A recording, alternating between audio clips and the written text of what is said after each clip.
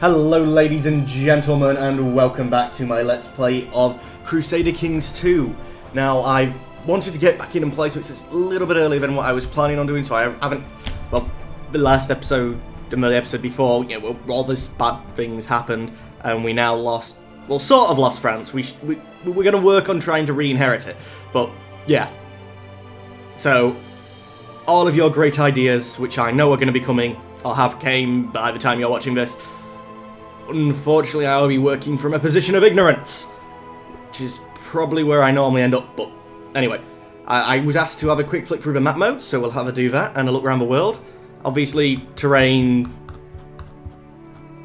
I would love to be able to change this. I would love to, like, be able to enact a decision, which is chop down... I've forgotten the name of the mountain range. The Norwegian mountains. Chop them down. Or something like that, but obviously you can't. Independent realms. Let's see. Oh, the Alma Ervidid are actually quite big still in Africa. The Songye are beating Mali. They're probably about 50-50, but just seeing, yeah, the main guy's capital's here, and then he's got these other guys that, you know, control that bit. He's separated. I don't know how well he's actually doing. Aquitaine. Well, Aquitaine hasn't taken anything. The people who ran Aquitaine, where's this place? De Kingdoms? No, duchies. Either Algeria or Calabria took Aquitaine and huge chunks of Aragon, Catalonia, whichever one you want to call it. So, yeah, that's not good. Guion has actually managed to get itself nice and bigger from these guys who have broken free from the HRE. The Pope has gone down and started doing a lot of the reconquest of Italy. They've got a little bit from the Zogbedids left to take from the Zogbedids here, which I don't think they're going to do, because with having Tunis and... I want to say Tripoli, but I can't quite remember how far Tripoli goes across. But they probably came up at a larger thing now. If they called for a crusade, they're probably in a good position to take a lot of troops there and actually do quite well. But, you know, maybe even claim it for themselves. But we'll let them go. Of course, the huge Sunni, well, is Fatimid Empire at the moment is still here. In fact, it's taken some land from the Byzantiums, which it also seems the Chaglasid. Oh, the ones that are there before the... Yeah, we haven't had the... I was thinking that it should be Golden Horde and that there, but they haven't came yet, have they? So, well, we'll leave that. Gondar is the free here. I think that's because they've all been conquered. In fact, we'll have a quick look on the religious map mode while we're down here. Yeah, there's not much left of the monophysite religion down here, and of course, you know, Shia, Sunni either side. That's never going to change. Oh, the Pope's actually done a good job at converting here as well, although that's Catholic, so that somebody must have owned that at one point. You can see really how much the Muslims have, you know, started to eat into the Orthodoxy. So how much these two types of Islam have managed to eat into the Byzantium Empire. I've always been tempted to want to play these guys, but obviously you can't because they're pagan. Because they must stand no chance, because the scripted event comes and steals them all. But we do have, back to the independent realms, Vlog Bulgaria, which is Muslim. That's curious. And of course up here where we have been paying a bit more attention, Poland's disintegrating, like, literally one state people. Oh, Poland still managed to keep its kingdom, and it has 4. Bohemia, it's got more down in Italy now than what it has up there, so I don't know how that's going to work out. Denmark's doing its sort of expansionist thing over here, and a lot of Finland. Or what would be Finland. But look at Norway, that's a nice cohesive blob. I don't know how rich from territories are, so I don't actually really know how well they're doing. Oh, and Norway also has Iceland still. As for Ireland, Munster is still Munster in the bottom corner here. In fact, this is exactly how it starts at the beginning, isn't it? Obviously, there's some wars going on. Defending against the Prince Bishop of Ulster. Attacking, yeah. So there's a war going on between Ulster and Munster. However, the provinces that are independent on this map, you know, these three together. I'm pretty sure how that starts. These two together, these four all independent, these four all independent. Wales is being eaten by England. Who's broken free here? Herefordshire. That's a minor revolt. We don't really have to worry about that too much. Let's see. Diplomatic relations. Does anyone, like, love me? If I click here, that's mine, isn't it? Are these guys, they're minus 100, minus 1. Oh, could be called into a war. That's what this blue means. So we have a good few people we could call into a war. A lot of people who don't think too much of us, but at least think something of us. So what are these guys? Do these have no relations with us whatsoever? Why do they show up as nothing? If they're neutral just like these, so why aren't they that colour? But, and we also have a couple of people, I know they're vassals, so they have to glow up green. That's not good. Nobody really likes us. As for the religion, unfortunately, obviously the Catholic religion in Iberia is gone because, well, Iberia's gone. Did I cover that? So I just glossed over it, didn't I? We didn't know. Yeah, the Christians have lost Iberia, or Hispania, whichever one you want to say. And France is also going to be losing, so that's why we had to bring it into the Holy Roman Empire, even if I now don't control it myself. Gah. But we've managed to save the North, even though we don't control it anymore, but we saved it. We've even pushed them down a bit with help of our Emperor, but you know, he's taken some land as well, so we are reclaiming France for the Catholic faith. Up in, you know, Scandinavia, that's the word I was looking for. They've got a little bit of a heretic problem, but the pagans here are disappearing under Orthodox and Catholicism. The pagans up in Finland are still there, and for some reason we have a good bit of sunny up here. That really confuses me. Cultures.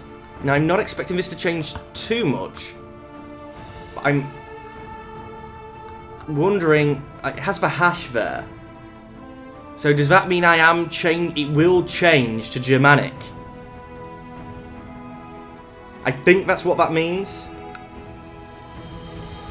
So if I come down here, yeah, that's got the hashes on for the Frankish. So it looks like the Muslims have accepted Occitanian or Frankish or something as their main religion. And they're even converting North Africa to that. While we, the Germans, have moved in. I mean, even the Normans have that hashing on, so I think that means they're possibly changing as well. The Dutch are disappearing almost completely. Saxons stayed really strong in England, well, obviously, because, yeah, William the Conqueror failed in this version of history. And, of course, over here in Pomerania, we're doing a reasonable job at getting rid of that as well to Germanic. Unfortunately, we're going to be getting some Scandinavian over here because, well, we haven't done anything. In fact, I think from the colours, that's not grey, that's different. I can't quite work out what these guys are. They're not Scandinavian, they're not German. Or they're not changing to, because that's what I'm more interested in. Because obviously we all know how it was to start with. I mean, Bulgarian is being slowly converted into Greek. Even part of Serbia, according to that map. The Greek over in the heel of Italy, Sicily, and Napoli is being converted as well. But these guys, so they were. It does for hashing to show you that it's going to be changing, or that the rulers are different, I think. So why doesn't it just tell me on that map as mode as well? Let's see, what are you? You're Bedouin. And this is, like I said, yeah, that's trying to slowly change to Bedouin. Obviously the Egyptians are actually quite safe and they've got all of their guys hopefully are being converted to Egyptian. There's Ethiopian down here, which isn't going to survive, unfortunately, in this, which, when Ethiopia was the last outstanding independent kingdom in Africa, until just before the Second World War, I believe, when the Italians decided, haha, you don't exist anymore. But Turkish is very high up there. So, was the Turkish supposed to sweep down and run away? Is the Turkish supposed to run away from the Mongols and then take? I've lost. I'm changing map mode again. Direct vassals just makes the world look like a mess. As you can see, though, we're sort of still bigger than. We are still bigger than Brunswick. France has all these territories around us, which is quite nice. France itself is the biggest independent vassal of the HRE, I think, or maybe Bravia, actually. Bravia, I've just noticed, is quite big. Economy. Yeah, I haven't done a brilliant job at this. Our area is not red, but it's not really even bright green. Holstein is our best place. It may even be worth me moving my capital to there. I mean, Paris makes less than Holstein. For Christ's sake.